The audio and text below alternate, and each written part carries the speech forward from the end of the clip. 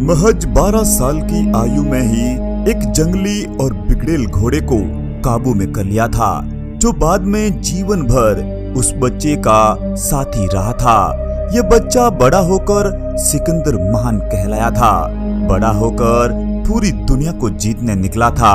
Macedonia के रहने वाले सिकंदर का जन्म 356 ईसा पूर्व में हुआ था। मैसिडोनिया उत्तरी यूनान से बाल्कन तक फैला हुआ इलाका था। उनके पिता की हत्या उनके ही सुरक्षा गार्ड ने की थी। वहीं से एक नए राजा के बनने का संघर्ष शुरू हो जाता है। अपनी बहादुरी से सिकंदर ने सभी विरोधियों का सफाया कर दिया था और करीब 20 साल की आयु में ताज नसीब हुआ। करीब 12 साल तक वे राजा बने रहे। अपनी बुलंदियों के दिन में सिकंदर का साम्राज्य यूनान से लेकर आज के पाकिस्तान, अफगानिस्तान, इराक, ईरान तक फैला हुआ था। लोग उनके नाम से थर थर कांपते थे। सिकंदर की मां ओलंपिया उनके पिता की तीसरी पत्नी थी। वह महत्वपूर्ण इसलिए थी कि उसने परिवार में पहली बार किसी लड़के को जन्म दिया था, यानी सिकंदर के रूप में उस मां ने मैसिडोनिया को उत्तराधिकारी दिया था। सिकंदर को उनके पिताजी ने सबसे बेहतरीन शिक्षा दी थी। कहते हैं कि उनके शिक्षक के रूप में महान दार्शनिक अरस्तु जैसे शिक्षक हुआ करते थे। सिकंदर की सौतेली मां ने सिकंदर के लिए खूब परेशानियां खड़ी की थी, यहाँ तक कि सिकंदर और उनकी मां के बीच में भी दूरियां आ गई थी। असल में उस सौतेली मां की लड़की की शादी हो रही थी। तभी उस समारोह में एक सुरक्षा गार्ड ने सिकंदर के बाप को मारा था। उस सौतेली मां का नाम था क्लियोपेट्रा। पिता की मौत के बाद सिकंदर ने एक एक करके उन सभी विद्रोहियों का सफाया कर दिया था जो उनके राज में बाधा बन रहे थे। राज्य में हर जगह जासूस छोड़ दिए थे जो ये बताते थे कि उनके विरुद्ध बगावत कौन कौन कर रहे हैं, और फिर उन विद्रोही लोगों की बेरहमी से कठोर सजा दी जाती थी। आज के जमाने में उस सजा का नाम लेने से ही लोग कांप उठते हैं। उस दौर की सजा भी बेहद भयानक होती थी। आंखों की पलकों में छेद करके रस्सी से बांध दिया करते थे और फिर वे व्यक्ति तड़प तड़प कर मरता था। हाथ और पैरों में कील ठोक कर उसे सजा दी जाती थी। राजा बनते ही सिकंदर का सामना उनके पड़ोसी फारस राज्य से हुआ, जिसने करीब 200 सालों तक शासन किया था। फारस राज्य का शासन भारत से लेकर मिस्र से होते हुए यूनान तक जाता था। लेकिन इस महान साम्राज्य का विनाश सिकंदर के हाथों हुआ था।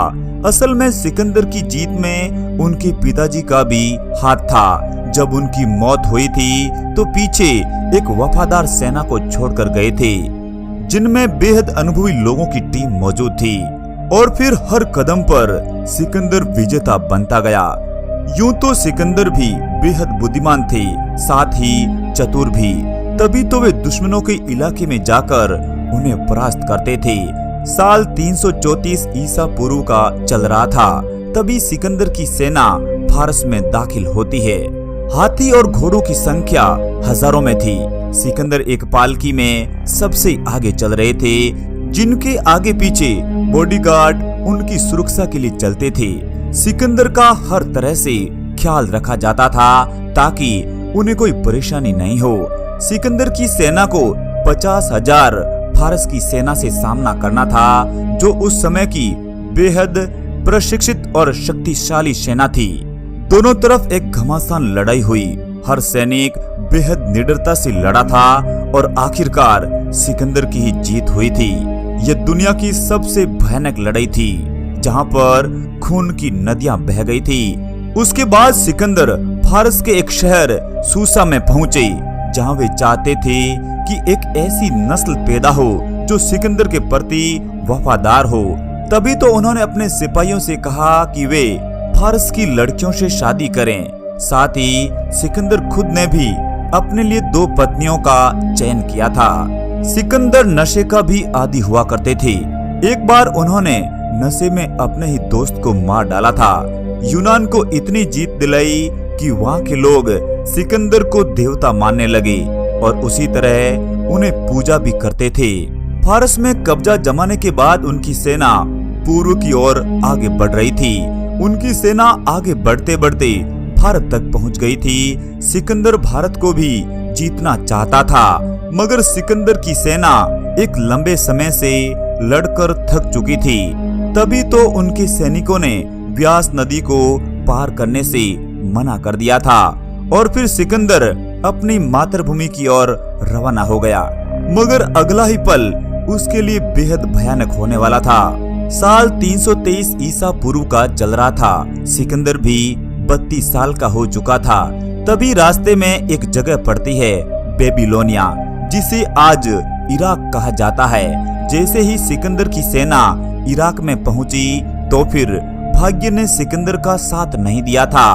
वहीं पर सिकंदर एक गंभीर बीमारी से ग्रसित हो जाते हैं और फिर महज 32 साल की आयु में ही वहीं पर उनकी मौत हो जाती है। कुछ लोग इस बीमारी को रहस्यमयी मानते हैं, तो वहीं कुछ लोग बताते हैं कि लड़ाई के दौरान उनके शरीर पर बेहद घाव हो चुके थे। उन्हीं घावों में संक्रमण होने से उनकी मौत हुई थी। कुछ लोग तो यह भी बताते हैं कि उनकी मौत मलेरिया जैसी गंभीर बीमारी से हुई थी। सिकंदर वाकई उस दौर का बेहतरीन बादशाह था, मगर वह भारत को जीत नहीं पाया था। असल में उसकी वजह उनकी सेना थी, जो लंबे समय से फारस में लड़ रही थी और फिर सेना भी अपने घर जाना चाहती थी। सेना की बगावत की वजह से ही सिकंदर को वापस लौटना पड़ा था। दोस्तों, क्या वाकई आप मानते हैं कि सिकंदर महान था? महान था तो किस तरह महान था? कृपया कमेंट्स में हमें जरूर बताइएगा। जय हिंद, वंदे मातरम।